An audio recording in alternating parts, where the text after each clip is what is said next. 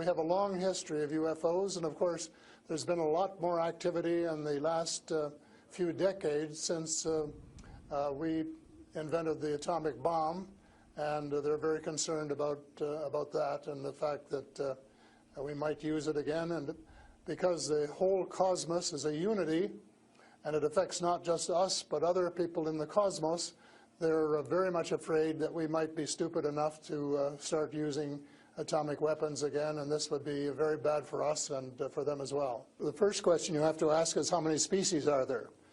And I used to think there were, between 2 and 12. And Apollo astronaut Edgar Mitchell, who came to Toronto a few years ago and had dinner with us, agreed there was somewhere between 2 and 12.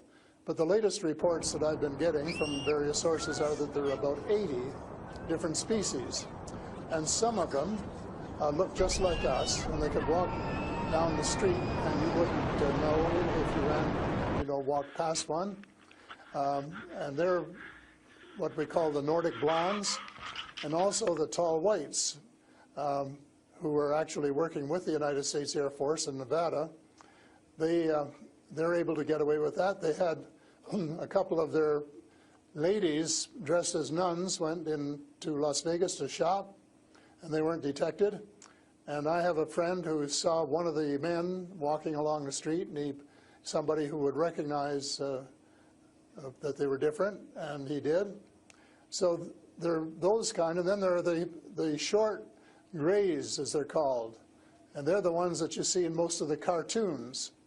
They're have very, very slim arms and legs, and they're very short, just a little over 5 feet, and they have a great big torso and a great big head and great big brown eyes. They don't want to tell us how to run our affairs. They have accepted the fact this is our planet and that we have the right to run it, but they're very, very concerned.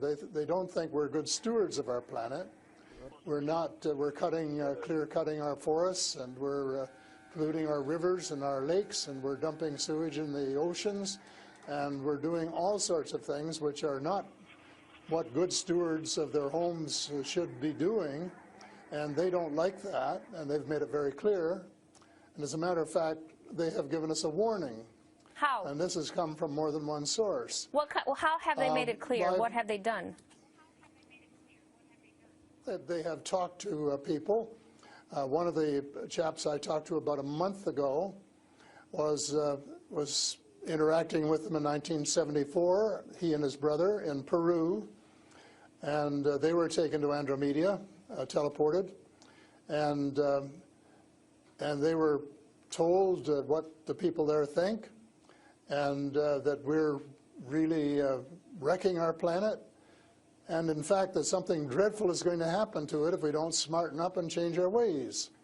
We spend too much time fighting each other. We spend too much money on military expenditures and not enough on feeding the poor and looking after the homeless and the sick, and that we are polluting our waters and our air, and that we're playing around with these exotic weapons, thermonuclear weapons and atomic weapons, which have such a devastating effect both on our Earth and on other areas in the cosmos, and they don't like that. And that's the reason they would like to work with us to teach us better ways, but only, I think, with our consent. And they work through individuals, and they try and pick out individuals who won't be frightened to death of them, because they can give you quite a fright. They are here among us, and I'm not afraid, because in most cases, well, as far as technology is concerned, they're light years ahead of us, and we have learned a lot of things from them. A lot of the things that we use today, we got from them,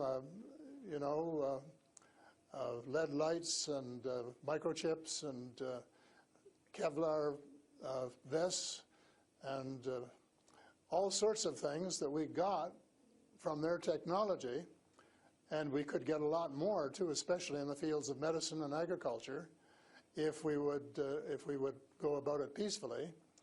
But I think maybe some of our people are more interested in getting their military technology. And I think that's wrong. I think that's wrong-headed.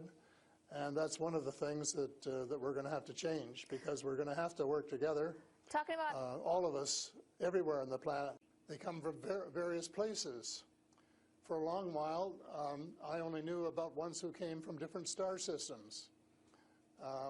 The Pleiades and Reta Reticula and several other star systems. But in the last few months, I have met people who have made me aware of that there are some in our star system, and that there are actually extraterrestrials who live on a planet called Andromeda, which is one of the moons of Saturn, and that there are others on Venus and some on Mars, and that they may be interacting between themselves. I suspect that they are, because there is what is called a federation of these people, and they have rules. For example, one of the rules is that they don't interfere in our affairs unless they're invited to. And that's one of the reasons probably that we haven't seen more of them until very recently.